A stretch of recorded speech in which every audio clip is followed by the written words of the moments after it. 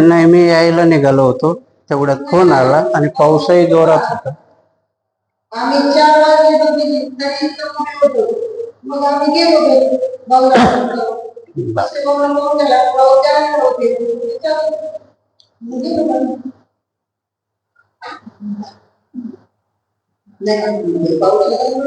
त्याची एक गोष्ट सांगतो. त्याची करोना महामारी आपण सगळ्यांनी बघितली.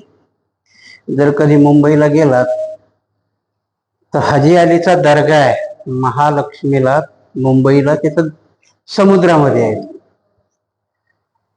आणि त्याच्या दोन्ही बाजूने भिकारी बसतात. आता भिकाऱ्याला बसायला जागा किती लागते एवढं, पण त्या जागेची किंमत, तिची पागडी आहे 1 करोड रुपये. आणि जर भाड्याने घ्यायची असेल तर तिचं भाडं आहे 5 लाख रुपये महिन्याला.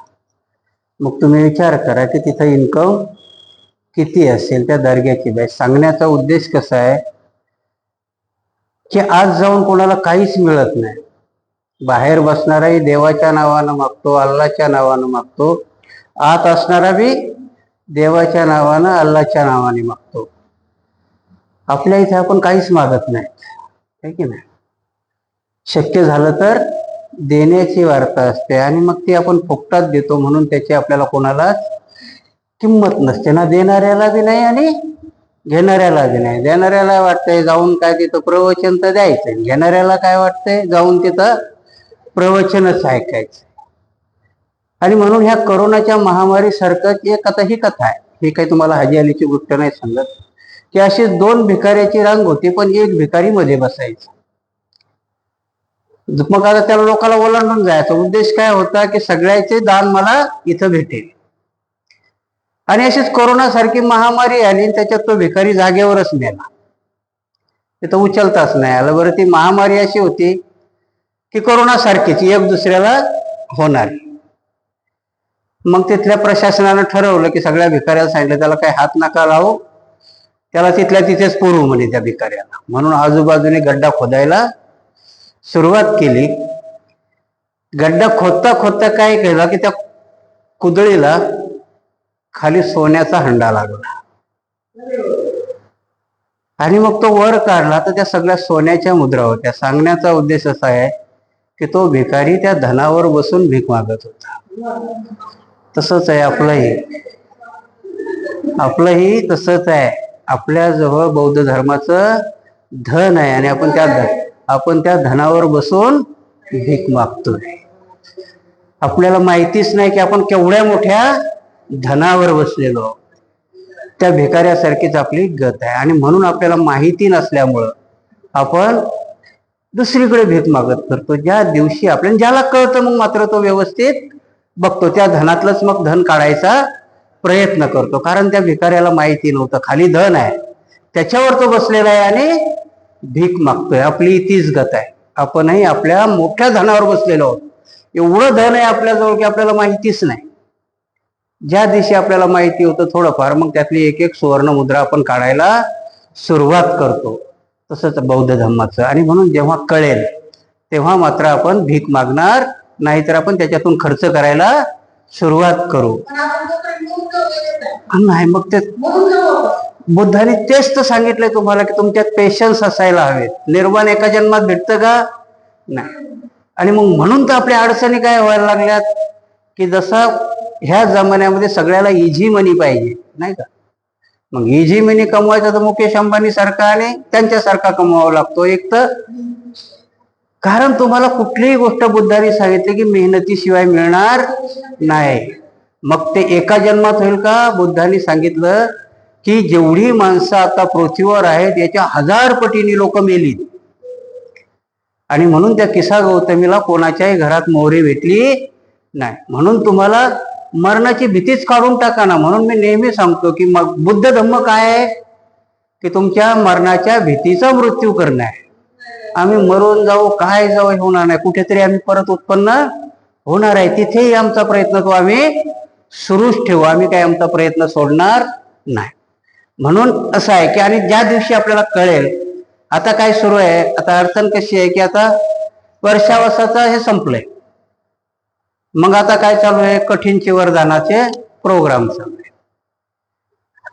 आणि मग त्याच्यात बी आपला एक ते उत्सव झाल्यासारखं झालंय. मग कुठल्या तरी याने करायचं, मग सगळ्यांनी तिथे जमायचं. आणि म्हणून 2 दिवसापासून परत जावे, कारण मला तिकडे त्या दिवशी तिकडच्या बक्षीस समारंभाचा कार्यक्रम होता, त्याला गेलो. तुम्ही आले होते वाटतं तिथं. चौकड सारखंच आहे, कुठेच हे नाहीये. आणि कालही थोडीशी सुट्टी मिळाली म्हणून मी त्याच्यात वाचत होतो की भगवान बुद्धाच्या काळामध्ये वर्षावासामध्ये 1 महिन्याच्या कठीण चिवरदानाचे असे कार्यक्रम होत होते का, तर कुठेच नाही सापडलं मला. मग कठीण चिवरदानाचं काय होतं, तर ते चिवरच बनवायला त्यांना वेळ मिळत नव्हतं. ते चिवर बनवावं लागत होतं. हरकत नाही, आपण जे बनवलं, कारण त्याच्यामध्ये कसं आहे की हे कार्यक्रमामुळे तरी लोक जमा होतात, त्यांच्यामध्ये धम्म कळतो. पण त्यावेळेस असं होत नव्हतं, कुठेही एकाच दिवशी आपलं ते व्हायचं. आणि जवळजवळ म्हणजे ते भिक्षू 1 महिनाभर किंवा 3 महिने त्यांना चिवर, आणि ते चिवर कोणाला असायचं, कारण त्यावेळेस एवढे चिवर जाणे. आता तर कसं होतं, काही काही लोकांना कालचाच कार्यक्रम होता, एका जणांनी 500 चिवर वाटली, इलेक्शन आलं ना आता. आणि विशेष सांगतो तुम्हाला, हे थोडस आपण बाजूला ठेवू, आता सगळे लोक तुमचे विहारातच जायला लागले. तुमचे लोक नाही जात, त्यांची लोक जायला लागले. आणि मग आपल्या लोकांना मोठा अभिमान वाटायला लागलो, अरे आमच्या विहारात यायला लागली. पण नाही, तो अभिमानाची गोष्ट नाही, ते तुमच्या, कारण त्यांना कळलेलं आहे की तुम्ही ज्या धनावर बसलेले आहे ते धन तुम्हाला माहिती नाही, पण त्यांना माहिती झालंय, म्हणून ते तुमच्या खालचं धन काढून न्यायला आता ते यायला लागले. आणि मग तुमचं धनच तुम्हाला माहिती नाही, आणि म्हणून मग तुमच्या ते विहारात येतात. कारण आता अडचण अशी झालेली आहे की मागच्या वेळेस ते लाल पुस्तक घेऊन फिरलं, ते आता थोडं थोडं आपल्या महाराजच्या लक्षात आलं की नाही, याने आम्हाला उल्लू बनवलं होतं. मग आता तुमच्या ते लक्षात यायला लागलं, म्हणून तुमच्यातही कशा फूट पाडता येतील. दुर्दैवाची गोष्ट आहे की ते फूट पाडणाऱ्यामध्ये ते एवढे तरबेज आहेत की त्याने एका बाजूला राजरत्न आंबेडकरलाच उभं केलं, कारण आंबेडकरांचं नावच वापरायचंय. खूप मोठे गेम खेळतात ते, आपल्या लोकांच्या लक्षात येत नाही. आता आपल्या म्हणण्यापेक्षा की जर ते आहे तर त्यांच्या लक्षात यायला पाहिजे ना, पण तेही गळाला लागतात. आणि म्हणून आता ती लोक विहारामध्ये जायला, नुसते विहारामध्ये जायला लागले नाही, भिक्षू पर्यंत चालले, कारण त्यांना माहिती आहे. मग कधी कधी आमचे भिक्षू म्हणतात, आम्ही कुठे लोकांना सांगतो त्यांना मत द्या. आणि मग इथेच आमच्या प्रज्ञेची कस लागते, कारण काही गोष्टी ह्या तोंडाने सांगावं लागत नाही. मग आम्ही तर अभिमानानं प्रवचन करतो की भिक्षू रस्त्याने चालला तरी प्रवचन होतं. अरे मग बाबा, तुझ्या बरोबर तो माणूस बसला तरी तिथं लोकात जातं ना की भिक्षू बरोबर कोण बसलंय म्हणून. आणि म्हणून भिक्षूवर मोठी जबाबदारी असते. आता माझ्यासारख्याचा कसं असतं की लहान तोंडी मोठा घास घेतल्यापासून, पण मी घेतो, काय हो, ते म्हणते जे बोलतात नका बोलू कोणाला, काय नाही, मी आपला बोलत राहतो, जाऊ द्या, करून करून काय करतील, सामने राही म्हणतील एक दिवस, उतरावाची वरण जा घरी, चाललो, घरदार आहे आपल्याला. सांगण्याचा उद्देश असा आहे की समाजाला प्रबोधित करण्याकरता आपल्याला हे करावं लागेल. नाही जर समाज प्रबोधित झाला तर सगळ्याचेच, विशेषतः बाबासाहेबांचे जे प्रयत्न होते आणि ज्या महापुरुषाला, कधी महापुरुषाचे शब्द खाली जात नाहीत, त्यांचे वचन कधी खाली जात नाहीत, पण एवढा मोठा कलंक आपल्याला लागेल की ह्या महाराणी बोधिसत्वाची वचनं पण खोटी ठरवली. त्याची खोटी ठरणार नाहीत, कारण बोधिसत्वाची आणि बुद्धाची वचनं कधीही खोटी ठरत नाहीत. तुम्ही नाही तयार झाले तर बामणं तयार होतील, खरंच तयार होतील आणि ते बुद्ध होतील, परंतु बोधिसत्वाचे शब्द कधी खाली जाणार नाहीत. आणि त्याच्यामध्ये आपण आपला हिस्सा घेतला पाहिजे. असो, त्याच्यात आपण नंतर जाऊया. आपला ग्रंथ आहे तो आपण चालू, आपण ग्रंथाकडे वळू, कारण आपल्या हाताशी आता 3 दिवस आहेत. मला वाटतं त्याची 22 म्हणजे 25 पर्यंत 3 दिवसात आपण हे कम्प्लीट करू. आता पुढचा ह्या चॅप्टर आहे त्यांचे व्यक्तिमत्व, म्हणजे भगवान बुद्धाचं व्यक्तिमत्व. आजही आपण जर पाहिलं तर काही काही माणसाकडे, तुम्हाला मी माझेच एक अनुभव सांगतो. मी आता दिसताना खूप जाड झालोय, पण मी खूप किरकोळ होतो. आणि मी ऑफिसर असल्यामुळं, मी ऑफिसर केव्हा वाटायचो की मी जर केबिन मध्ये बसलेला असेल तर, जर केबिनच्या बाहेर असले तर लोक येऊन मलाच विचारायचे साहेब कुठे आहेत म्हणून. कारण व्यक्तिमत्वामध्ये बराचसा फरक असतो, की माणसाचं व्यक्तिमत्व त्या पद्धतीचं असावं लागतं. तर भगवान बुद्धाचं व्यक्तिमत्व कसं होतं, तर तिथे बाबासाहेब यांच्याविषयी काय लिहितात. आता आपल्याला तर सगळ्यांना माहिती आहे की त्यांचं व्यक्तिमत्व केवढं आकर्षक होतं, कारण ते 32 लक्षणांनी युक्त होतं. तर ते बाबासाहेब त्यांचं वर्णन करतायत. त्यांचं सर्वत्र वर्णनावरून असे कळते की तथागत हे एक आकर्षक स्वरूपाचे पुरुष होते. त्यांची देहाकृती सुवर्ण पर्वताच्या शिखराप्रमाणे होती. ते उंच आणि सदृढ असून त्यांचे व्यक्तिमत्व आकर्षक. त्यांचे आजान बाहू व सिंहगती, त्यांचे वृषभरास नेत्र आणि सुवर्णकांती, त्यांची भरदार रुंद छाती सर्वांना आकर्षित करीत असे.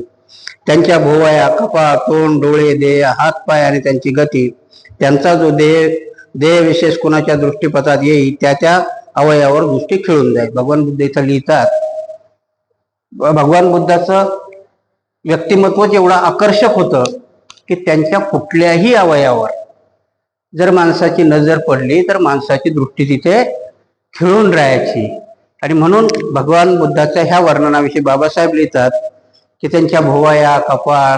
आता भोवयून मला आठवलं, आमचे ज्ञानरक्षित भंतेजी जेव्हा सुरुवातीला सामनेर झाले तर भिक्षूचं मुंडन केलं पाहिजे, हे केलं पाहिजे. आपण बघितलं की डोक्याचे केस काढण्याचे काय 16 फायदे आहेत, ते आहे, हे केलं. आणि ते झाल्यानंतर मुंबईला आले होते, घरी नाही आले, पण चैत्यभूमीला आले ना. आम्ही गेलो होतो तेव्हा बघितलं तर त्यांच्या भोवया पण काढल्या होत्या. मी त्यांना विचारलं की आजपर्यंत मी सगळे भिक्षू बघितलेत, मुंडन करणं हे ठीक आहे, पण भोवया का काढल्या? तर तुम्हाला माहिती आहे की नाही माहिती, जालन्याला अंगोलीमाल नावाचे भंतेजी होते. त्या मूळच्या अंगोलीमाला सारखेच होते, एक खूप स्ट्रिक होते.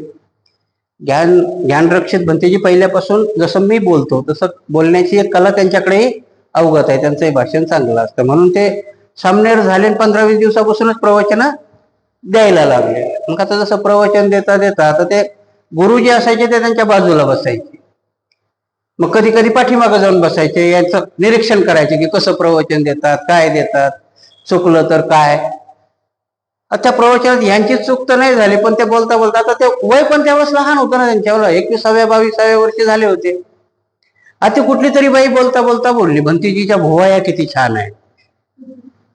आणि मग संध्याकाळी त्या अंगोलीमाल भंतेजीने म्हणे वस्तारा घेतला आणि माझ्या भोवया काढून दिला. आता मी म्हटलं बरं झालं ती बाईने त्या भोवयाच म्हटली, ती जर नाक म्हटली असती तर भंतेजीने काय केलं असतं. सांगण्याचा उद्देश होता की ते गुरुही एवढे कडक होते. तर माणसाच्या व्यक्तिमत्वाला, कधी कधी आपण म्हणतो की नाही की व्यक्तिमत्वाला एक जरी अवयव बेडब असेल तर त्याचं व्यक्तिमत्व तेवढं उठून दिसत नाही. म्हणून तुम्हाला आपलं व्यक्तिमत्व जर उठावदार दिसायचं असेल तर प्रत्येक गोष्ट, प्रत्येक अवयव हा चांगला असला पाहिजे, व्यवस्थित असला पाहिजे. म्हणून बाबासाहेब येथील येतात की त्यांच्या ज्या कोणी अवयवावर आपली दृष्टी पडे तर तिथे माणूस त्याच्यावर प्रभावित होत होता.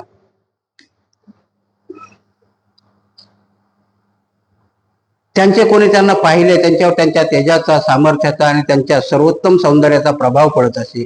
त्यांचे दर्शन होताच अन्यत्र जाणारा खिळून उभा राहील. जो उभा असे तो त्यांच्या मागे चालू लागे. जो हळूहळू आणि शांतपणे चालत असे तो चलत धावू लागे. आणि जो बसलेला असे तो एकदम उभा राहील.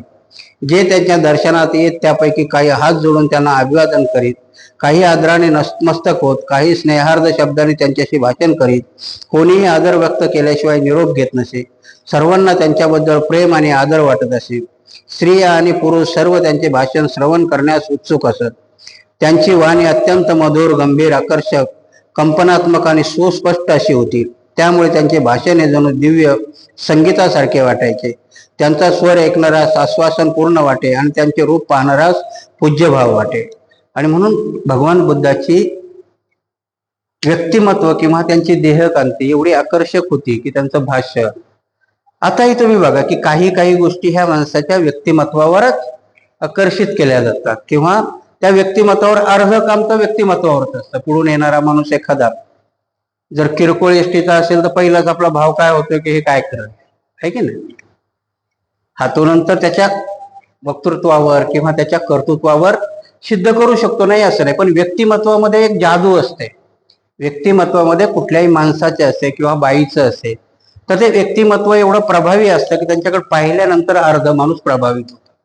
काही गोष्टी म्हणा. तसंच बाबासाहेबाचंही व्यक्तिमत्व प्रभावी होतं, कारण बाबासाहेबाकडे बघता क्षणी लोक प्रभावित व्हायची. अर्धी लढाई माणसाची ही व्यक्तिमत्वामध्ये जिंकल्या जाते. तर कारण व्यक्तिमत्व त्या पद्धतीचं असतं. आणि मग तसंच बुद्धाचंही व्यक्तिमत्व होतं की त्यांना पाहता क्षणी, आणि त्यांचं म्हणजे आता व्यक्तिमत्वामध्ये नुसतं वरवरच येतं का, तर व्यक्तिमत्वामध्ये आवाजही येतो. आमच्या गावामध्ये एक माणूस होता, त्याचं नाव भालाजी. दिसायला 6 फूट उंच, एकदम धिप्पाड. हातात जर काठी घेतली की पुढचे 10 माणसं घाबरायची. पण तो का बोलला की आवाज एखाद्या बाईसारखा फुस होऊन जायचा. म्हणजे माणसाचं व्यक्तिमत्व नुसतं दिसण्यासही नसतं. तसं बुद्धाचं होतं की त्यांचा आवाजही एवढा मधुर होता. त्यांचा प्रत्येक दहेष्टीमध्ये सांगितलंय की त्यांच्या कपाळापासून डोक्यापासून सुरुवात होते त्यांच्या लक्षणाला, की तुम्हाला जे वरती दिसतात तर ते उपशीर्ष म्हटलं जातं. जे वर तुम्हाला दिसतं की नाही ते उपशीर्ष आहे. की जसं आपल्याला एकच शीर्ष असतं तसं ते उपशीर्ष आहे. कधी कधी आता बरेच जण प्रश्न विचारतात की सगळ्यांचं मुंडन असतं, भगवान बुद्धाचे केस का दाखवतात. तर त्यावेळेचे जे मूर्तिकार होते त्याच्या मूर्तिकला 2 ठिकाणी मूर्तिकला होता. एक मथुराची मूर्तिकला म्हणतात आणि एक अफगाणिस्तानाची. तर ह्या 2 ठिकाणच्या मूर्तिकला, आणि ह्या मूर्तिकला कुशाणाच्या काळामध्ये आल्या.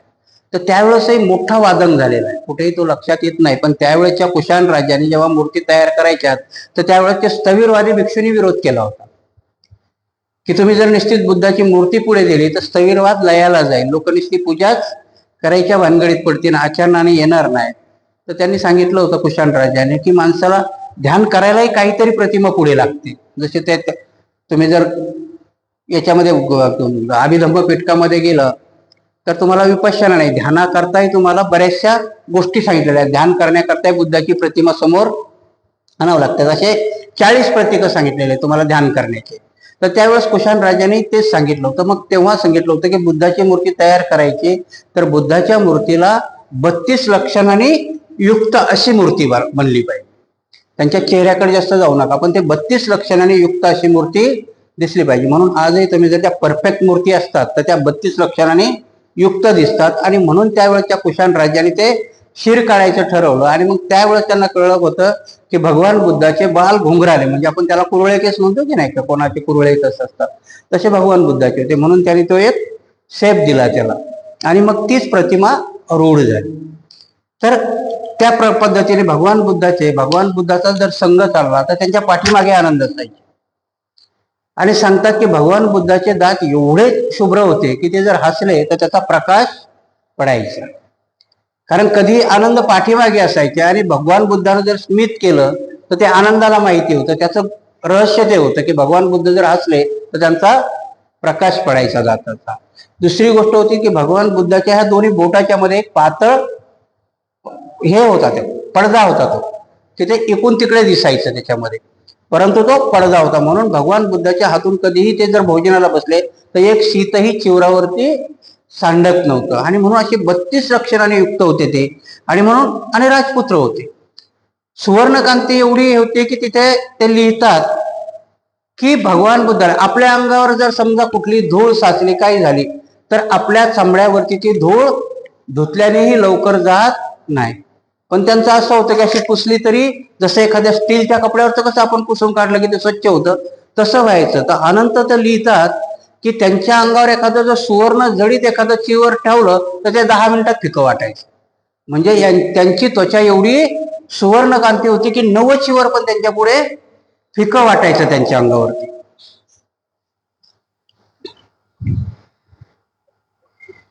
त्यांचे व्यक्तिमत्व त्यांना लोकनेता होण्यास नव्हे तर आपल्या अनुयायाची हृदय देवता होण्यासही पुरेसे होते. जेव्हा ते बोलत तेव्हा श्रोते सहज जमत असत. ते काय बोलत याला विशेष महत्व नसे, पण ते बोलत तेव्हा ऐकणाऱ्याच्या भावना हेलावून जात आणि त्यांची मने आपल्या इच्छेप्रमाणे वळवली जात. श्रोत्याच्या मनावर त्यांच्या शब्दाचा एवढा प्रभाव पडे की जे काही ते सांगत ते सत्य आहे एवढेच नव्हे तर तो मुक्तीचा एकमेव मार्ग आहे अशी त्यांची खात्री होईल. त्याचे भाषण ऐकणाऱ्याला गुलामांना स्वातंत्र्य करण्याचे सामर्थ्य असणारे सत्य त्यांच्या शब्दात असल्याची जाणीव होईल. जेव्हा ते स्त्री पुरुषाबरोबर बोलत तेव्हा त्यांचे गंभीर रूप लोकांच्या मनात आदराची भावना निर्माण करीत असे आणि त्यांना मधुर स्वर त्यांचा आश्चर्यचकित व हर्षभरीत करीत असे. डाकू अंगुलीमाल आणि आळवीचा नरभक्षक यांना धर्मदीक्षा देणे दुसऱ्या कोणाला साध्य झाले असते काय? राजा प्रसेनजितवर आणि मल्लिका यांचे एका शब्दाने शक्य करून देणे दुसऱ्या कोणाला जमले असते काय? कोणावर त्यांचा प्रभाव एकदा पडला की तो त्यांचा कायमचा अंकित होत असे, इतके त्यांचे व्यक्तिमत्व आकर्षक होते. आणि म्हणून सांगितलं की भगवान बुद्धाच्या बाबतीत की भगवान बुद्ध जर कुठल्या ठिकाणी उभे राहिले आणि ते साधे जरी बोलत असले तरी ते काय बोलतात त्याचा परिणाम नव्हता, पण ते बोलत असताना सगळ्यावरती प्रभाव पडत असे. आणि म्हणून भगवान बुद्धाला सांगतात की अंगुलीमालासारखा डाकू. आता शक्य आहे का? मग त्या भगवान बुद्धाजवळ तर तेज किती असेल, कारण याच्या त्रिपिटकामध्ये तर लिहिलं की भगवान बुद्ध जेव्हा अंगुलीमाल त्यांना कळलं की अंगुलीमाल आणि ते अंतर्यामी होते, भगवान बुद्धाला कळलं की याच्यातलं साधुत्व अजून शिल्लक आहे, अजून हा अनंत होऊ शकतो. 900, कारण त्याच्याकडे त्याला जोपर्यंत त्याने 900 खुनं केली होती तोपर्यंत आई त्याला भेटायला जायची, बाकी कोणी जात नसे, पण त्याची आई त्याला भेटायला जायची, कारण कुठलाही माणूस शक्यतोवर आईचा खून करत नाही. परंतु जेव्हा त्यांनी 999 खून केले आणि एकच बाकी होतात, मग मात्र आई नाही जाणं सोडलं. तिला वाटलं याचा काय भरोसा, पहिलंच येडं झालंय, याच्या डोक्यावर भूत सवार आहे, त्याला कसंही करून 1000 खून करून द्यायचे होते त्याच्या गुरुला. आईला वाटलं 999 झाले, त्यानंच सांगितलं होतं आई आज 999 झाला, एक झाला की माझं हे हो. मग तिला ती कळलं की आता लवकर जाऊ द्या म्हणे घरी, नाही ते माझंच करून टाकायचं. आणि त्या दिवसपासून ती काही त्याला भेटायला गेले नाही. पण भगवंताला जेव्हा कळलं, कोणी सांगितलं की लोकांनीच सांगितलं होतं, आणि भगवंताला कळलं की नाही हा अनंत होऊ शकतो. आणि म्हणून भगवंत त्या रस्त्याने गेले जिथं आईनं जाणं सोडलं होतं, त्या रस्त्याने निघाले. लोकांनी सावधान बी केलं भगवंताला की नका जाऊ. तो 40 लोकांना आवरत नाही, 40 लोकांची झुंड जरी गेली तरी तो मारत होता. ती एक कहाणी खूप मोठी आहे की त्यांना एवढं सामर्थ्य कुठून आलं होतं, काय होतं. त्यांचा एक मित्र तशी जगामध्ये होता, तो येऊन त्याने ते सामर्थ्य दिलं होतं त्यांना. पण भगवंताला सांगितलं, आणि भगवंताला माहित होतं की नाही हा साधुत्वाच्या रूपातला आहे. आणि म्हणून भगवान बुद्ध चालायला लागले, त्याच्या पाठीमागे तो भगवान चालत होते, हा पळत होता. म्हणून इथे जे लिहिलं की तथागत त्यांचं तेजच एवढं होतं की तो पाठीमागून जोरात आवाज द्यायचा की अरे साधू बाबा थांब, पळतोच कशाला? तर भगवंत म्हणले मी कधीचाच थांबलोय. भगवंताचा अर्थ होतं की मी कधीचाच थांबलोय, तू थांब. कारण तू जे हे लावलंय, जेवढे हत्याकांड लावलेत, हे थांबणं नाही, तू थांबलं पाहिजे. आणि भगवान बुद्ध थांबून जेव्हा तो जवळ येतो तर तो पहिला आश्चर्यचकित होतो. आता त्या डाकूचं पहिलं काम काय असेल? तो काय प्रवचन ऐकाय करता होता का? त्याला एकच करायचा होता ना. मग तो भगवान बुद्धाच्या पुढे येऊन थांबला का असेल? कारण व्यक्तिमत्वच तेवढं प्रभावित होतं की तो पाहत बसला असेल.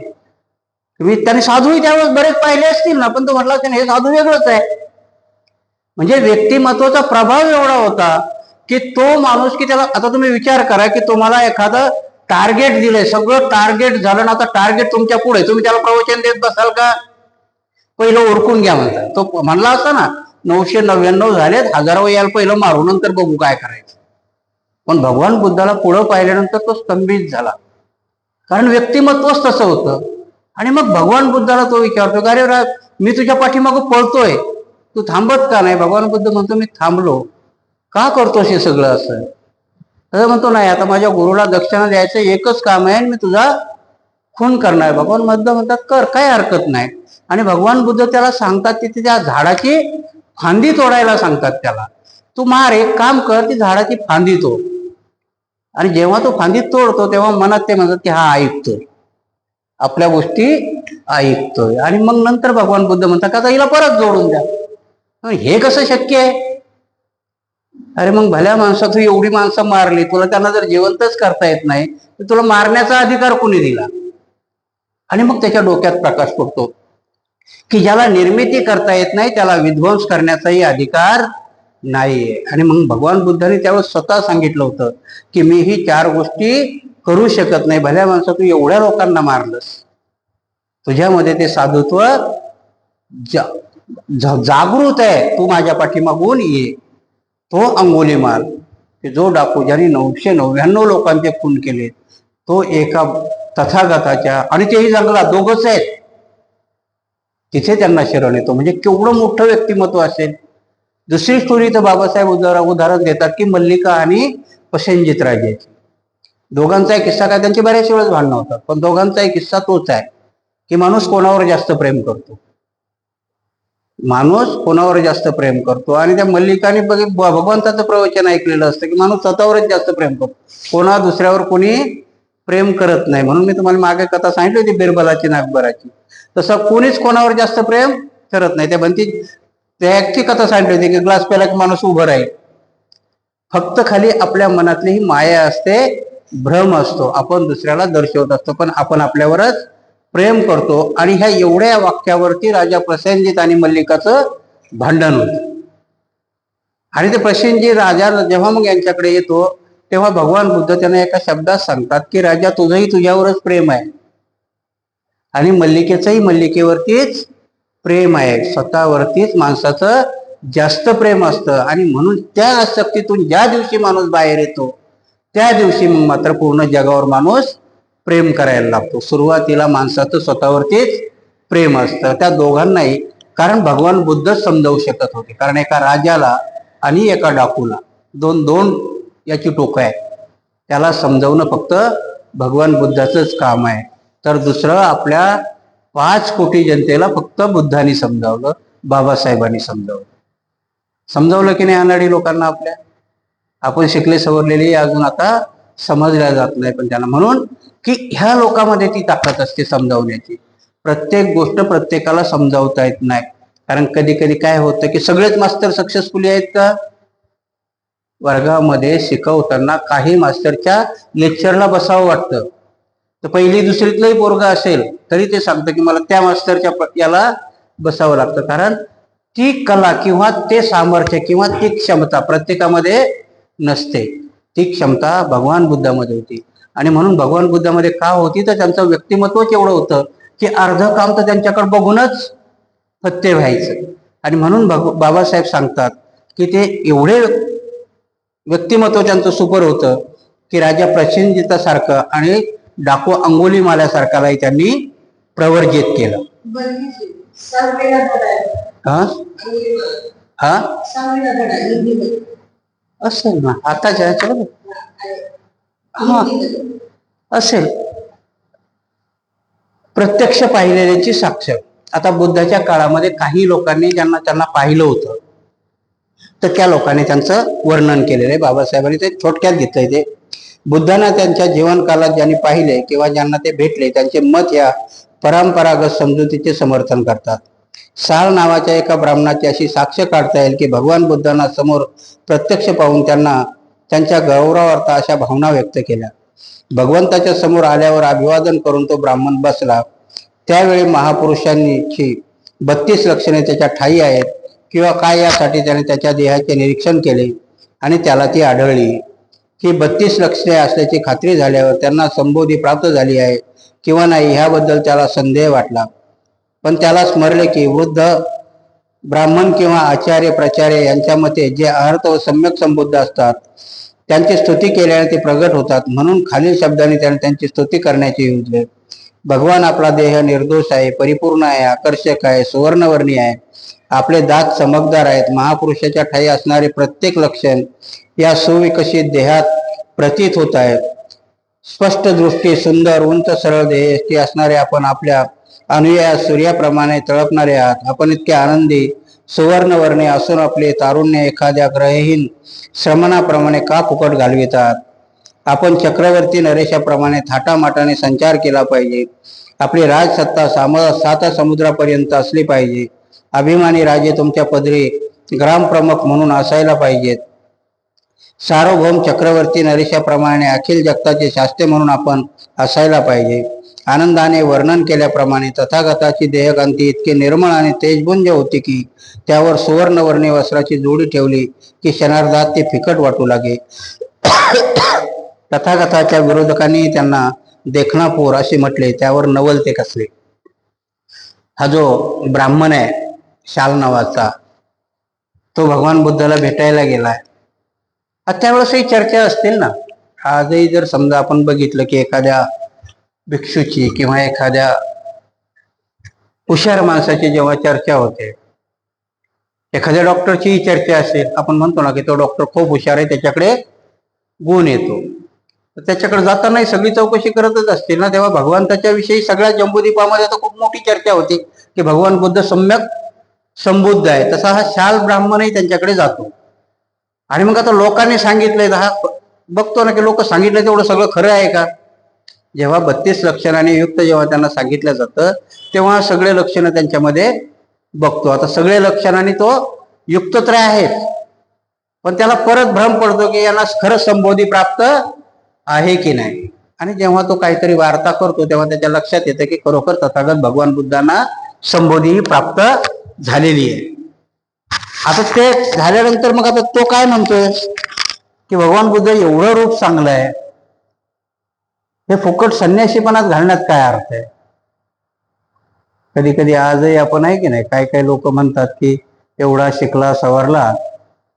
आणि माझीच कथा सांगितलं की जेव्हा ज्ञानरक्षित भंतेजी माझ्याकडे आले, मी म्हटलं ओ एम.फिल कशाला झाले? मग भंतेजीच व्हायचं होतं तर मॅट्रिक झाल्यावर होऊन जायचं होतं, काय की नाही? कारण आजही आपल्या धारणा कशा असतात, एवढा शिकला सवरला बाबा माणूस, त्याने कशाला भंतेजी व्हायला पाहिजे? कारण हे आपलं अज्ञान असतं. अज्ञानापोटी आपण तो म्हणतात. तसाच एक विनोद होता की एका गावामध्ये सगळेच लोक अनाडी, मग एक मॅट्रिक शिकलेला बी खूप मोठा माणूस वाटतो ना आपल्याला तिथे. मग तो का तर इंग्लिश बोलला तर बाकीच्याला कळत नाही ना. आणि मग त्या गावात एक दिवस कलेक्टर येतो, तर त्या कलेक्टरला मराठी येत नाही, तो फक्त इंग्लिशच येते. मग लोक म्हणतात आपल्या बाळ्याला इंग्लिश येते. आता हा नॉन मॅट्रिक, याला इंग्लिश काही येत नाही, पण लोकांपुढे आपला हा झाडत असतो. मग आता कलेक्टरने काही प्रश्न विचारला की हा येस आणि नो या दोनच याच्यात उत्तर देऊ, कारण यालाही येत नाही ना. लोक बघत बसतात, कारण यांचं चाललंय तर हा यस नो चाललंय. याला वाटतं आपला बाळ्या चांगली उत्तर द्यायला लागला. जो कलेक्टर वैतागतो बाळ्याच्या कान खाली मारतो. कलेक्टर निघून गेल्यावर लोक विचारतात, अरे बाळ्या तुला का मारलं? तर म्हणे तो कलेक्टर म्हणत होतो एवढा हुशार असून या खेड्यात काय करतो, शहरात आहे म्हणे, म्हणून मारलं. माणसं अशी हुशार असतात. सांगण्याचा उद्देश असा आहे की माणसाच्या नेतृत्व गुणावर, जेव्हा त्या शालनी भगवान बुद्धाकडे पाहिलं तेव्हा तेही बोलले की जर एवढं रूप आहे, एवढी सगळी लक्षणं युक्त आहे, तर हे साधूचा वेश कशाला पाहिजे तुम्हाला? तुम्ही तर चक्रवर्ती राजा व्हायला पाहिजे, तुम्ही सगळी सुख भोगली पाहिजे, अशी तुमची शरीर कांती आहे. आणि म्हणून तिथे आनंद मंगाल. आणि त्यावेळेच्या लोकांनी त्यांना देखनापूर किंवा देखना राजकुमार म्हटलेलं आहे त्यावेळेस, की त्या जम्बूद्वीपातले जेवढे काय राजकुमार असतील त्याच्यामध्ये सगळ्यात देखणे जर कोण असतील, कारण यशोधरीने स्वयंवर, तसंच लग्न झालेलं नाही, बुद्धाचं लग्न तसंच झालेलं आहे का? स्वयंवर झालेलं आहे यशोधरेबरोबर. आणि त्या स्वयंवरामध्ये सगळ्या गोष्टी त्यांनी, धनुर्विद्येपासून तर ज्या ज्या क्षत्रियाला करावा लागणार त्या सगळ्या गोष्टी बुद्धांनी केलेल्या आहेत. आणि तेव्हा कुठे यशोधरीने त्यांना वरलेलं आहे. म्हणून सांगितलं की त्यावेळेच्या सगळ्या जम्बूद्वीपातल्या राजकुमारामध्ये देखणे होते.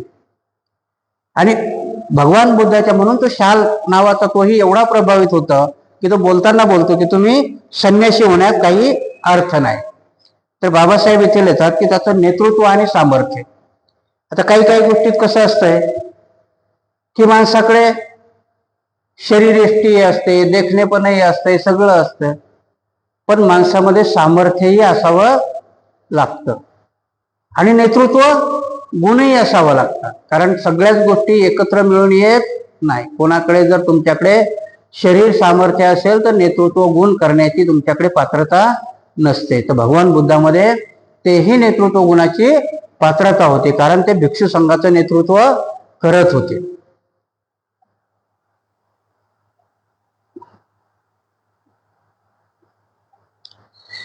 संघाला कोणी अधिकृत नेता नव्हता, तथागताचाही संघावर काही अधिकार नव्हता. संघ ही एक स्वायत्त संस्था होती. तर मग संघ आणि त्याचे सदस्य ह्या बाबतीत तथागताचे स्थान काय होते, याबाबत तथागताचे समकालीन सकलुदाई व उदाई यांची साक्ष उपलब्ध आहे. एकदा भगवान राजगृहाच्या वेळूवनात वास्तव्यास होते. एके दिवशी सकाळी भिक्षाटनासाठी भगवान राजगृहात गेले, पण नेहमीपेक्षा फार अगोदर आल्याचे जाणून परिव्राजकाला सकुलीदाईकडे जाण्याचा त्याने विचार केला आणि त्या दिशेने ते निघाले. त्यावेळी पुष्कळ परिव्राजकाच्या समुदायात सकुलीदाई बसलेला होता. अस्तिक व नास्तिकवाद त्यांची जोरदार चर्चा चालली होती. दुरून भगवान येत असल्याचे सकुली दाईला दिसताच त्याने सर्वांना सूचना दिली, गप्प राहा, गडबड करू नका, शांतता प्रिय श्रमण गौतम येत आहे. त्याबरोबर ते सर्व गप्प झाले. इतक्यात भगवान आले. त्यांना सकुलीदाई म्हणाला, या भगवान, आम्ही आपले हार्दिक स्वागत करतो. दीर्घ कालानंतर आज आपले आगमन आहे. भगवंतांनी आसनस्थ व्हावे. भगवान आसनस्थ झाले. कसल्या विषयावर चर्चा चालली होती, काय निष्कर्ष निघाला? त्यावर सकुलीदाई बोलला, जाऊ द्या, काही विशेष नाही, पुढे कधीतरी समजेलच. काही दिवसापूर्वी जेव्हा नाना मताचे श्रमण ब्राह्मण संत गारामध्ये एकत्र जमले तेव्हा त्यांच्यात चर्चा चालली की अंगदेशातील मगध पौरजन किती भाग्यवान आहेत की जितके गणाचारी आहेत, जितके विख्यात श्रमण आहेत, जितके निरनिराळे मताचे संस्थापक आहेत, जितके जन जमदग्नी आदरणीय मानले आहेत, ते सर्व राजगृहात वर्षावासासाठी आहेत. त्यामध्ये पूर्ण कश्यप आहे, मखाली गोशाल आहे, अजित केश कंबली आहे, संजय वेलठ्ठी पुत्र आहे, निगठ्ठनाथ पुत्र आहे, सर्व प्रतिष्ठावंत आहेत आणि सर्व वर्षावासासाठी इथे आले. त्या श्रमण गौतम सुद्धा आहे, जे संगनायक आहेत, सुविख्यात धर्मगुरू आहेत, धर्मसंस्थापक आहेत, अनेक लोकांचे श्रद्धास्थान आहेत. या अधिपतीपैकी, या सुव्याख्यात श्रमण ब्राह्मण आचार्यापैकी असा कोण आहे की जो आपल्या शिष्यांना पूज्य, आदरणीय व सामान्य वाटतो आणि जे आपल्या गुरुपाशी किती पूज्य बुद्धीने आणि आदराने राहत होते? काही म्हणाले, पूर्ण कश्यपाला कुणी आदर किंवा सन्मान दर्शवित नाही, त्याचे शिष्य त्यांना गौरव करीत नाही, त्याच्याजवळ राहतात, त्यांना त्यांच्याबद्दल काही विशेष पूज्यभाव वाटत नाही. अशी वेळ एकदा आली होती जेव्हा पूर्ण कश्यप आपल्या शेकडो अनुयायांना उपदेश करीत होते. तेव्हा मध्येच एक शिष्य बोलला, पूर्ण कश्यपांना काही विचारू नका, त्यांना या विषयात काही समजत नाही, मला विचारा, मी आपणास सर्व काही समजावून देऊ शकेल. तेव्हा पूर्ण कश्यप अश्रुपूर्ण नेत्राने व हात वर करून उचलून म्हणाले, आपण शांत राहा, गडबड करू नका. भगवान बुद्धाचं नेतृत्व आणि संघावर असणारा सामर्थ्य त्यांच्यावर, की कुठल्याही माणसात नेतृत्व करणं. म्हणून इथं बाबासाहेबांनी एक प्रसंग घेतलाय की त्यांच्या नेतृत्वाविषयी. ऍक्च्युली संघ ही स्वायत्त संस्था होती, त्याच्यावरती भगवान बुद्धांनीही कुठलीही आपलं वर्चस्व गाजवलेलं नाही. पण त्यांच्यावरलं व्यक्तिमत्व आणि त्यांच्यामधलं सामर्थ्यच असं होतं की भगवान बुद्धाला ऑटोमॅटिक ते नेतृत्व त्यांच्यापर्यंत आलं होतं. कारण भगवान बुद्ध आजही आपण जर बघितलं की कुठल्याही गोष्टीचा आजच्या तुम्हाला पक्षीय लेवलवर समजावून सांगितलं तर नेतृत्व आणि सामर्थ्य कोणाला म्हणतात की आज जे जे पक्ष आहे त्या पक्षाचं नेतृत्व कुण्यातरी एका माणसाकडे असतं. कितीही लोकशाहीचं म्हटलं तर राष्ट्रवादी पक्ष शरद पवाराशिवाय दुसरं कोणी चालू शकत नाही. भरजरी फुटून गेला तरी त्या पक्षाचं सामर्थ्य त्या माणसाजवळ आहे. काँग्रेस कितीही काही झाला, त्या राजीव गांधीला किती पप्पू म्हटलं तरी मात्र काँग्रेसचं नेतृत्व त्याच्याच हवाली असतं प्रत्येक गोष्टीमध्ये. म्हणून नेतृत्व गुण आणि सामर्थ्य, तसं भगवान बुद्धाचं नेतृत्व गुण आणि सामर्थ्य यांच्यासारखं खुजं नव्हतं, कारण यांच्याकडे पर्याय नाही. भगवान बुद्धाच्या समयी जवळजवळ 500 भिक्खुआरहंत होते ना त्यांच्या संघामध्ये. 500 त्या जेव्हा त्यांचं महानिर्वाण झालं तेव्हा 499 भिक्खुआरहंत होते. 500ची संगीती बसवायची होती ना, आनंद नव्हते. म्हणजे सांगण्याचा उद्देश कसा की अरहंत भिक्षू म्हणजे त्यावेळेस सगळ्यांना प्रज्ञाचं सगळ्याजवळ होती, तरी भगवान बुद्धाचं सामर्थ्य त्यांच्यापेक्षा वर होतं. आज जर तुम्ही विचार केला तर राजीव गांधीपेक्षा कितीतरी समर्थ त्यांच्यामध्ये पक्षामध्ये आहे. मग चापलुशी कशा करताय की बाकीच्या अनाडी लोक फक्त त्या राजीव गांधीला म्हणतात किंवा त्या राहुल गांधीला मानतात, म्हणून दुसरा कोणाला होता येत नाही. त्याने बिचाऱ्यांनी जबरदस्ती सांगितलं त्या खडगेला करावं. त्या खडगेला केलं तरी त्या खडगेला त्यालाच विचारायला जावं लागतं. इथेही भगवान बुद्धाचं यांच्यासारखं नव्हतं. भगवान बुद्ध हे स्वयंभू स्वयंप्रकाशित होते आणि म्हणून त्यांच्यात एवढं सामर्थ्य होतं की ते त्यांचं नेतृत्व संघाला त्यांच्यावरती डिपेंड राहावं लागत होतं. म्हणून संघाचं नेतृत्व जरी त्यांना स्वायत्त दिलं होतं तरी पण भगवान बुद्धाला, कारण का होतं त्यांच्याकडे नेतृत्व, तर भगवान बुद्ध जसं बोलत होते तसंच चालत होते, तशीच कृती करत होते. एक काम होतं का की सगळ्याला सांगितलं विकाल भोजना, सगळेजण भिक्षू करा, मी मोठा आहे, मी नाही करणार. नाही, भगवान बुद्धही त्याच पद्धतीने राहत होते. आणि म्हणून सामर्थ्य आणि तुमच्यामध्ये असणारं नेतृत्व गुण का विकसित होतं, की तुमच्या आपल्या समाजामध्ये का सगळ्या चिरफाड्या झाल्या, याचं जर विश्लेषण करायला गेलं तर प्रत्येक जण आपल्या स्वतःलाच बुद्ध समजायला लागला. आणि म्हणून कधी ज्याला कोणाला पहिलं अध्यक्ष केलं आणि त्याला अध्यक्षपदावरून काढायची वेळ आली की तो त्याचा दुसरा पक्ष काढतो. ते नुसतं पक्षातच आहे का, पार आपले खाली आलं की चाळ कमिट्यामध्ये होत आहे, बिहाराच्या कमिट्यामध्ये होतं की त्या अध्यक्षाला बदलायची वेळ आली की तो आपला दुसराच कुठला तरी सुद्धा निर्माण करतो. कारण त्याच्या डोक्यात ती कल्पना असते की माझ्याशिवाय कोणीही मोठा होऊ शकत नाही. ही संकल्पना बुद्धाच्या वेळेस होती का, नाही. कारण बुद्ध हे सम्यक संबुद्ध होते आणि प्रत्येक होते. कुठपर्यंत चालत आलं ते सम्राट अशोकापर्यंत.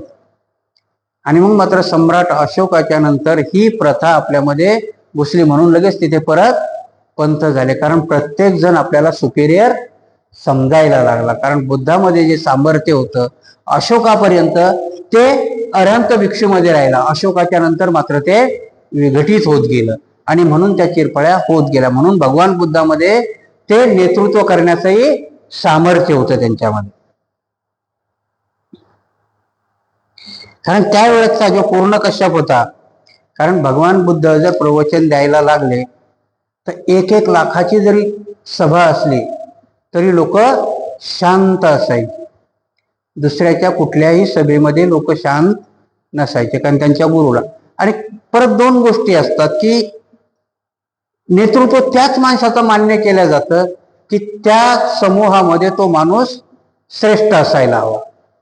परंतु जर त्या समाजात श्रेष्ठ नसेल, मारून मुटकून जर कोणाला तरी मोठं केलं असेल तर मग त्याचं खालची लोक ऐकतात का.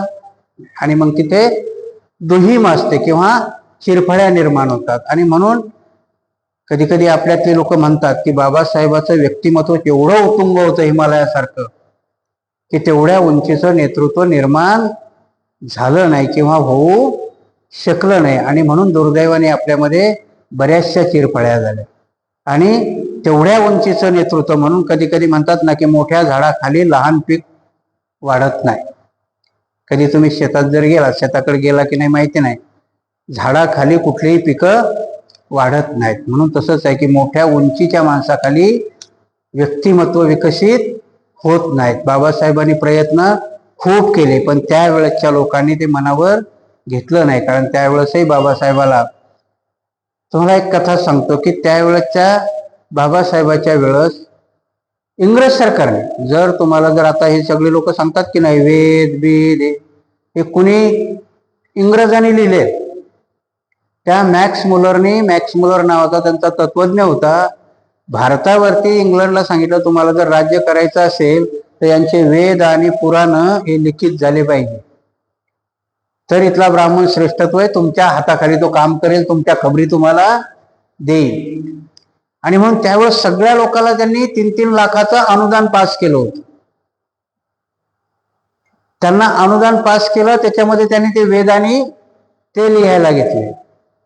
प्रत्येकाला वेगवेगळं. बाबासाहेबाला अनुदान दिलं होतं, बाबासाहेबांनी काय केलं, हे 16 लोक पाठवले होते शिकायला.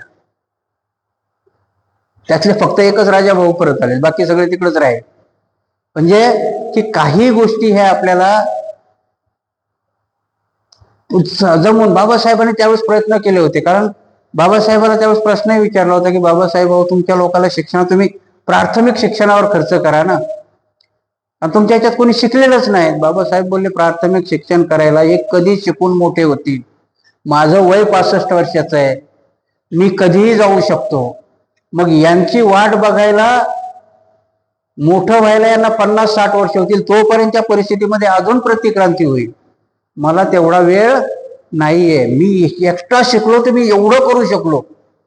का करू शकलो, तर मी उच्च शिक्षण घेतलं. मला उच्च शिक्षणामुळे ज्ञान प्राप्त झालं.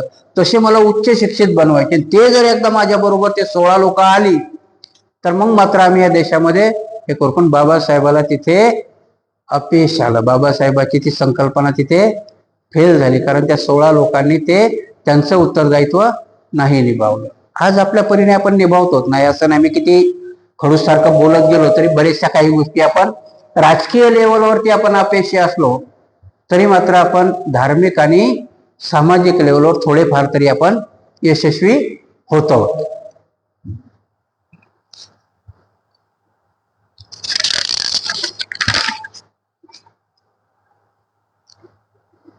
त्याची मानवता, त्यांची करुणा आणि महाकारुणिका.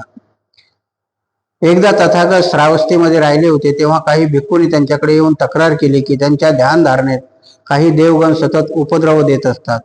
ह्या त्यांच्या अडचणी श्रवण करून तथागतांना त्यांना खालील प्रमाणे सूचना दिल्या. जो परमार्था विषयात कुशल आहे, जो शांतीपदाची आकांक्षा करीत आहे, त्याने असे वागले पाहिजे. जो समर्थ, न्यायी, सुवच्छ तसेच मृदू आणि विनम्र असला पाहिजे. जो संतुष्ट असला पाहिजे, त्याच्या गरजा अधिक असू नयेत, त्याची कर्तव्य कमी, त्याची जीवनवृत्ती साधी असावी, इंद्रिय निग्रह विवेकी असला पाहिजे, उद्धट असता कामा नये, त्याला कुटुंब परिवाराची आसक्ती असू नये, सुज्ञजन नावे ठेवतील अशा क्षुल्लक गोष्टीचा नाद त्याने धरू नये, सर्वाचे मंगल हो, सर्वाचे कुशल हो, सर्वाचे हृदय निरामय हो अशी इच्छा त्याने धारण केली पाहिजे. कसेही प्राणी मात्र असो, सबल किंवा दुर्बल, उंच, सुदृढ किंवा मध्यम, बुटके, मोठे किंवा लहान, दुष्ट किंवा अदृश्य, दूरवर वास्तव्य करणारे किंवा निकटवासी, जात किंवा अजात, सर्व प्राणी मात्र सुखी हो. कुणी कुणास फसवू नये, कुठेही असणाऱ्या कुणाचाही द्वेष करू नये किंवा रागाने व वाईट भावनेने कुणाचे अनिष्ट चिंतू नये. आपले प्राणपणाला लावून माता आपल्या एकमेव आपल्या अपत्याशी जशी जपते, तशीच त्याने सर्व प्राणी मात्राबद्दल भावना बाळगली पाहिजे. त्याच्या असीम मित्रत्वाची भावना जगात सर्वत्र वर खाली म्हणतात अनिर्बंधपणे द्वेष विरहित प्रसूत झाल्या पाहिजेत. तो उभा असो, बसलेला असो, चालत असो, निजलेला असो, जोपर्यंत तो जागा असेल तोपर्यंत त्याने असे जागरूक राहिले पाहिजे. हे सर्वांनी मते उच्च जीवन आहे. मोहात न पडणारा, सद्गुणी, ज्ञानी, इंद्रिय सुखाबाबत अनासक्त असा तो असल्यामुळे त्याच्या नशिबी पुन्हा कधी गर्भवास येत नाही. सारांश, भगवान बुद्धांनी त्यांना उपदेश केला, आपल्या शत्रूवरही प्रेम करा. भगवान बुद्धाची करुणाची उडी होती की भगवान बुद्धाकडे त्यांचे शिष्य आले आणि त्यांना सांगितलं की आम्हाला लोक त्रास देतात, आम्हाला आमच्या ध्यान धारणेमध्ये अडथळा आणतात. तेव्हा भगवान बुद्ध सांगतात की माणसाची वृत्ती कशी असावी, शांत असावी, निरग्रिय असावी, कोणाविषयी माणसाच्या मनात द्वेष नसावा. तुम्ही इथे सांगण्याचा उद्देश त्यांचा होता की तुम्ही ज्या कंप्लेंट करायला आल्या तर त्यांच्याविषयी तुम्ही द्वेष बाळगू नका. जर समजा आता एखादा माणूस तुम्हाला त्रास देतो, तुम्ही ती जागा बदला, तुम्ही तुमच्या पद्धतीने हे करा. कारण कुठल्याही गोष्टीमध्ये माणूस समर्थ आहे किंवा असमर्थ आहे. आता इथं जर समजावून सांगतानाच गेलं की माणसाची भगवान बुद्धाच्या तत्वज्ञानामध्ये सामर्थ्यवान कोणाला म्हटलंय की ज्याच्यामध्ये ताकद आहे त्याला सामर्थ्यवान नाही म्हटलं. जो दुर्बलाची रक्षा करतो त्याला सामर्थ्यवान म्हटले. कारण सामर्थ्यवानाला दुसऱ्याला मारतो याला सामर्थ्यवान म्हटले का? नाही. तर सामर्थ्य त्याला म्हटले, शक्तिवान त्याला म्हटले की जो निर्बलाची रक्षा करतो, निर्बलाला साथ देतो, त्याला भगवान बुद्धांनी सामर्थ्यवान म्हटले. म्हणून भगवान बुद्ध म्हणतात की माणसाची वागणूकच अशी असावी की तो शांत असावा, निराग्रही असावा, परदूषित असावा आणि त्यांनी सगळ्या गोष्टी संयमतेने आणि शांत चित्ताने केल्या पाहिजे.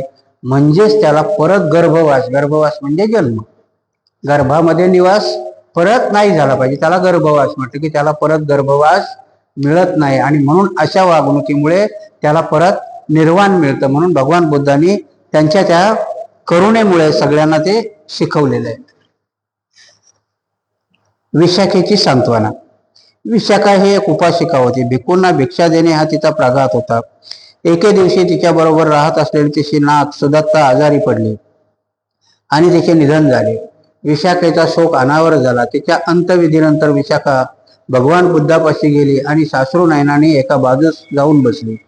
तथागताने विचारले, विशाखे, दुःखी, शोकमग्न आणि अश्रुसंचय करीत तू अशी बसलीस, याचे कारण काय? तिने आपल्या नातीच्या मृत्यूची वार्ता सांगितली व ती म्हणाली, ती अत्यंत आज्ञाधारक मुलगी होती, तिच्यासारखी दुसरी सापडणे कठीण. विशाखे, श्रावस्तीमध्ये एकूण किती मुले असतील? भगवान लोक म्हणतात कित्येक कोटी आहेत. त्या सर्व तुझ्या नातीसारखे असतील तर त्याच्यावर तू प्रेम करणार नाहीस काय? भगवान खात्रीने करीन. आणि दर दिवशी श्रावस्तीमध्ये किती मुलीचे निधन होत असेल? भगवान पुष्कळ. मग कुणासाठी तरी शोक केल्यावर तुझा एक क्षणही सुना जाणार नाही. भगवान खरे आहे. तर काय दिवस रात्र रडत तू तुझे जीवन कंटणार? भगवान आपण ठीक सांगितले, समजले मला. तर मग आता शोक पुरे.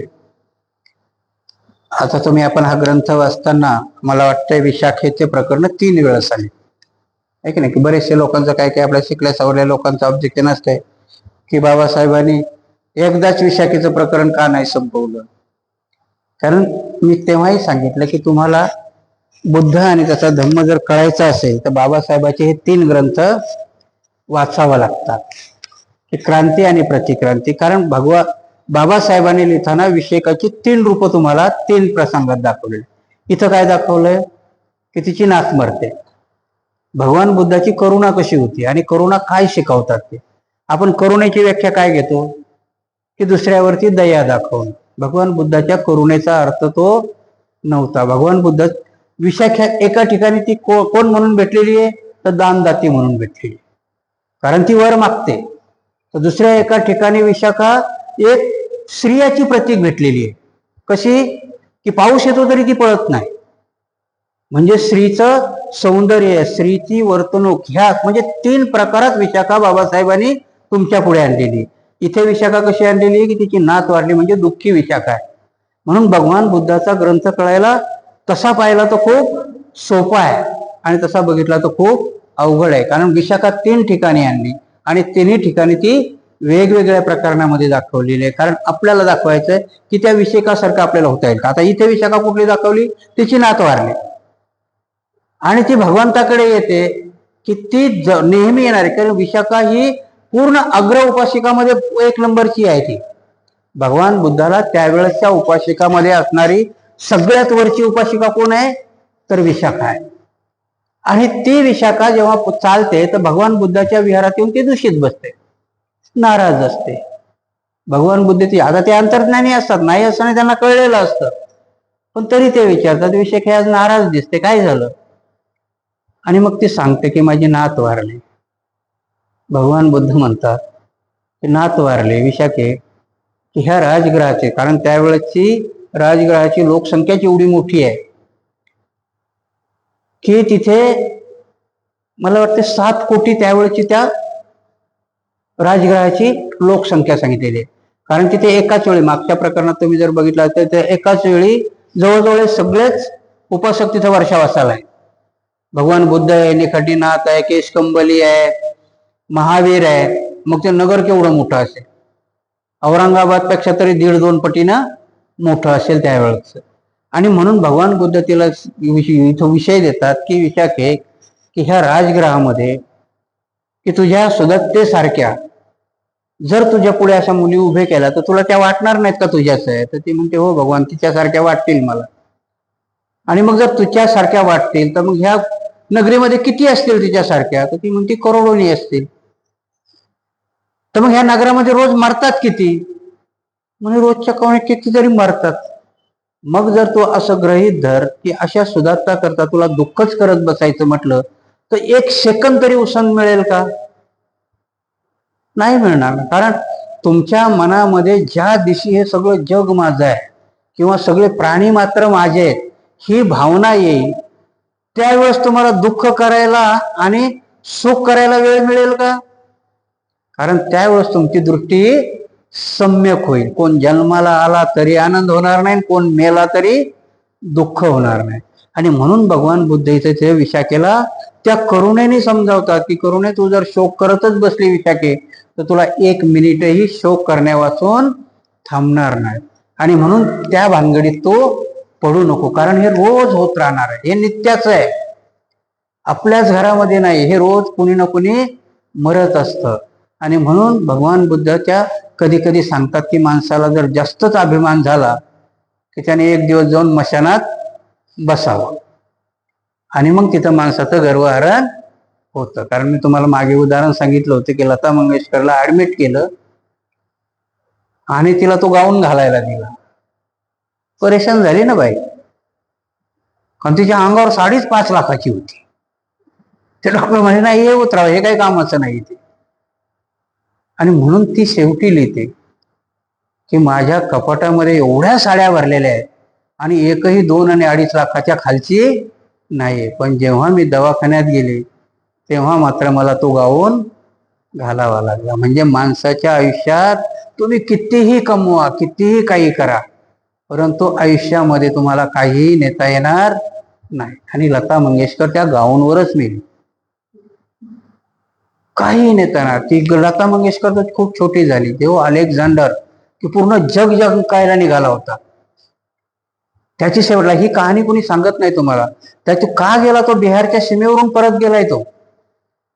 त्यावेळेस असणारा चंद्रगुप्त मौर्य, अलेक्झांडरच्या सेनापतीची बहीण ही चंद्रगुप्त मौर्याची बायको आहे. का गेला तो परत? त्यावेळेस त्या अलेक्झांडर राजाला तिथे एक भिक्षू भेटलेला आहे तटावरती, आणि एकदम हा शांत एका झाडाखाली बसला आणि तो अलेक्झांडर त्याच्याकडे बघतोय. मी सारं जग दिखायला नको, पण याच्या एवढा शांत मी अजून काही कोणीच नाही बघितला. तो घोड्याहून खाली उतरतो त्याच्याकडे जातो, म्हणतो बाबा तुम्ही एवढे शांत कसे आहेत? तुमची मुद्रा एवढी प्रसन्न आहे, मी अर्ध जग जिंकत आणलंय, आता हे एवढं पुढचं एक थोडस बाकी आहे की मी पुरं जग जिंकेल. आणि ते भिक्षू म्हणतात त्याच्यानंतर काय करणार आहेस? त्याला हा प्रश्न विचारतात तर ठीक आहे, तू जग जिंकल्यावर काय जिंकशील? त्याला उत्तर नाही देता येत ना मग, कारण चंद्र जिंकणं त्यावेळेस त्याला शक्य नव्हतं, ते तारे जिंकणं त्याला शक्य नव्हतं. आणि म्हणून तो भिक्षू सांगतो, अरे बाबा जग जिंकूनही तुला काय भेटणार आहे? मला माहिती आहे, कारण मी जग पहिलाच जिंकून आरामशीर बसलेला आहे. आणि मग तिथून तो म्हणतो की हे जग जिंकण्यात काही अर्थ नाही. तिथून अलेक्झांडर परत जातो. आपल्या गावी गेल्यानंतर तो 6 महिन्यांनी मरतो. आणि तो मरणाच्या अगोदर लोकांना सांगतो की माझा माळ असा बांधा, तिरडी आपण त्याला तिरडी म्हणतो की नाही, असा बांधा की माझे दोन्ही हात खाली सोडा, ते रिकामे आहेत लोकांना बघू द्या. कारण जो अलेक्झांडर पूर्ण जग जगायला निघाला होता त्याचे हात तो जाताना खाली आहेत, काहीही घेऊन जाऊ शकत नाही. म्हणून भगवान बुद्धाचं हेही प्रवचन आहे. म्हणून ते सांगतात की विशाखी किती शोक करणार आहे, कितीही केला तरी होणार नाही. म्हणून माणसाच्या मनातल्या ह्या तृष्णा, कारण शोक कशाचा करतो बरं आपण?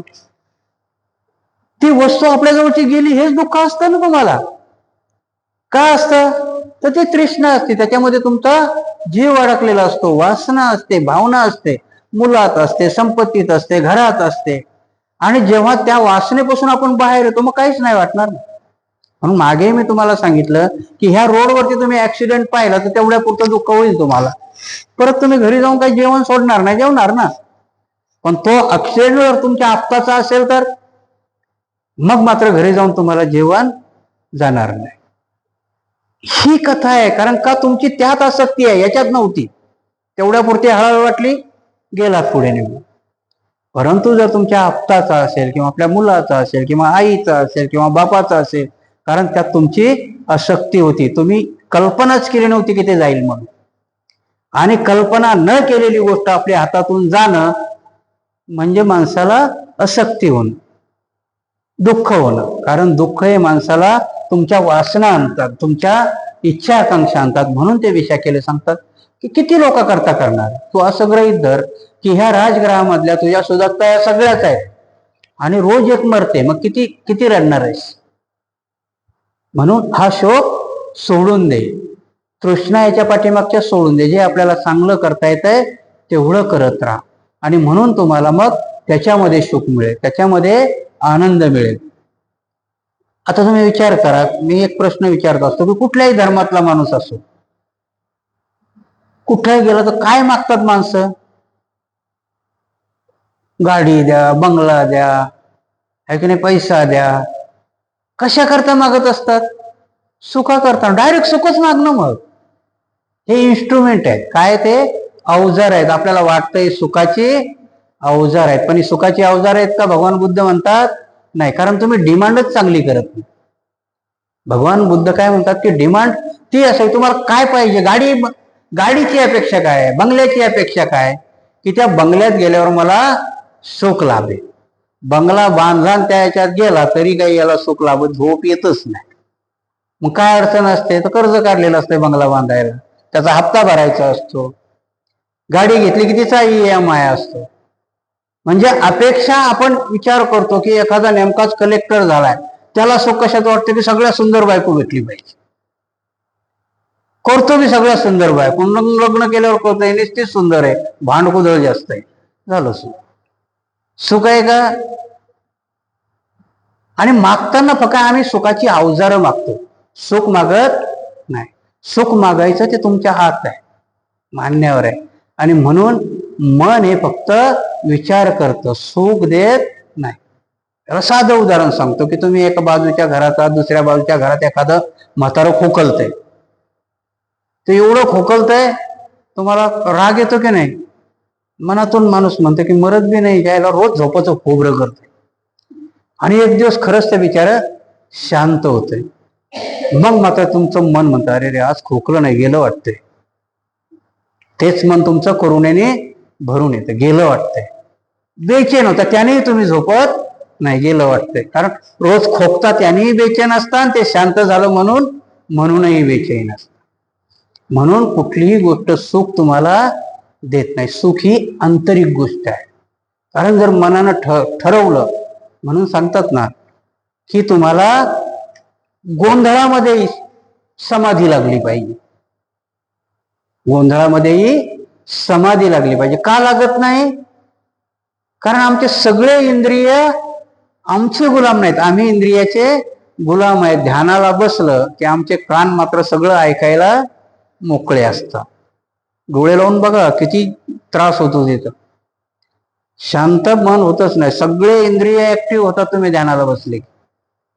असं चालताना वाटतंय माणसाला. म्हणून कधी कधी म्हणतात ना की दुखणं रात्रीचं जास्त उचांबळतं. ते उचांबळत नसतं, दिवसा तुम्ही कामात असता म्हणून ते जाणवत नाही. रात्री तुम्ही शांत व्हायला जाता तेव्हा ते तुम्हाला जाणवतं. रात्रीचं उचंबळून येत नाही. म्हणून कधी कधी म्हणतात ना की रात्रीचं जास्त दुखतो. काय ते दिवसा तुम्ही कामात असता म्हणून त्याच्याकडे तुमचं लक्ष नसतं, तुमचे इंद्रिय त्याच्याकडे ध्यान देत नाही. पण जेव्हा तुम्ही शांत एका अंथरुणावर पडता मग तुमचे सगळे इंद्रिय शांत होत नाही, तुमचं लक्ष त्याच्याकडे जातं आणि म्हणून ते दुखणं असतं. म्हणून सगळ्या इंद्रियाला तुम्हाला शांत करता आलं पाहिजे. आणि म्हणून ते सांगतात विशाखे शोक करण्यात काय नाही, ही भगवान बुद्धाची करुणा आहे. आपण करुणा वेगळीच करतो.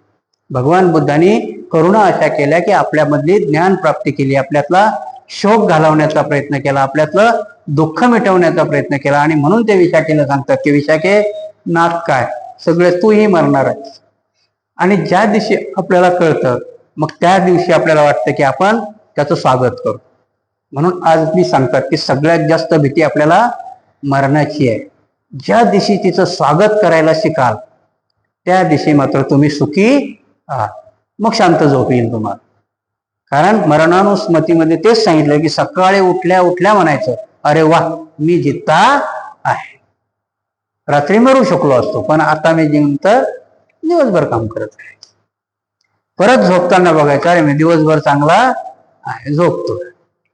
हे जेव्हा आपण करू तेव्हा आपण सगळं म्हणजे कशातही आसक्ती राहणार नाही. आणि म्हणून भगवान बुद्धही करुणेने त्या विशाखेला सांगतात की तुझी नाथ जरी मेले तरी शोक करण्यात काही अर्थ नाही, ते आसक्ती ठेवा. म्हणून इथे मी त्या दिवशी तुम्हाला उदाहरण दिलं होतं ते शेतकऱ्याचं की सर्पदंश झाला त्याने झाकून ठेवलं. भगवान बुद्ध विशाखेला ते सांगतात जे आहे तोपर्यंत सगळी व्यवस्था करा, आहे तोपर्यंत ती सगळी कर्तव्य करा. कारण जाणारा माणूस जाणार आहे. आणि मग त्यांनी ते मृत्यूचेही उदाहरणं त्यांनी दिली होती की मृत्यू येणार आहे. कसा येणार आहे तर जर तुमचं पुण्य संचित संपलं तर जाईल. आणि दिव्याचं उदाहरण देतात ते त्यांना. आणि त्याच प्रकाराने इथे विशाखेला इथे करुणेने समजावतात. किसा गौतमीचा दुसरं प्रकरण आहे, सगळ्यांना माहिती आहे. तिचा मुलगा मरतो, ती वेडीपिशी होते, गावभर भटकते. आजही आपणही काही गोष्टी केल्या तर बेचैन होतं तेवढ्या पुरतं. कारण काय असतं की आपल्याला माहिती नाही की नेमकं जाणं काय असतं आणि येणं काय असतं. परंतु इथे त्या किसा गौतमीला भगवान बुद्धाने काय सांगितलेलं आहे? कोणीतरी सांगतं त्याला की जा भगवान बुद्ध ते त्याला जिवंत करतील. त्यांच्याकडे गेल्यानंतर ते नाही म्हणत नाहीत तिला. कारण भगवान बुद्ध हे असे शिक्षक आहेत की नुसतं तुम्हाला समजावून सोडून देतात का? ते असं समजावतात की ते तुमच्या अंतर्मनापर्यंत गेलं पाहिजे. भगवान बुद्धाला तेवढ्या वाक्यातही सांगता आलं असतं अगं बाई सगळेच मरतात, कशाला बोंबलत फिरायला लागली, एवढं म्हणून तिला समजावता आलं असतं ना. त्यांनी सांगितलं नाही नाही असं एक काम कर, तो जिवंत करायचा आहे तर गावामध्ये जाण, ज्याच्या घरी कोणी मेलं नाही तिथल्या मोहरी घेऊन ये. म्हणजे तुम्हाला निर्वाणाच्या भगवान बुद्ध कामाला लावतात, नुसतं सांगून भागवतात का नाही. जेव्हा ती सगळ्या गावात फिरते तेव्हा तिचे डोळे उघडतात की प्रत्येकाच्या घरात कोणी ना कोणीतरी मेलंय. आणि म्हणून एक म्हातारा तर तिला सांगतो का अगं बाई जेवढे जिवंत आहेत त्याच्या कितीतरी पटीनं लोक मेलेत. अजून तर दुसरा तत्व आता त्याच्या पुढे जाऊन सांगतो की जे समुद्र झालेत निर्माण ते माणसाच्या शोकामध्ये रडण्याने निर्माण झालेले आहे. मग किती माणसं मेली असती. आणि म्हणून भगवान बुद्धांनी इथे किस्सा गौतमीला त्याच पद्धतीने समजावून सांगितलं. कारण भगवान बुद्धाच्या करुणा ह्या त्या माणसातल्या विकार काढण्याच्या करुणा होत्या. आता आमच्या करुणा कशा आहेत? पोरगं पडलं की आम्ही उचलून घेतो, चुप बाळा ही आमची करुणा ना, ती नाही. भगवान बुद्ध त्याला चालायला शिकवतात, कारण तू पडलाच नाही पाहिजे. ही भगवान बुद्धाची करुणा आहे. आमची करुणा उचलून घेण्याची, भगवान बुद्धाची चालण्याची करुणा आहे. म्हणून आजचं प्रकरण आपण इथे थांबवूया.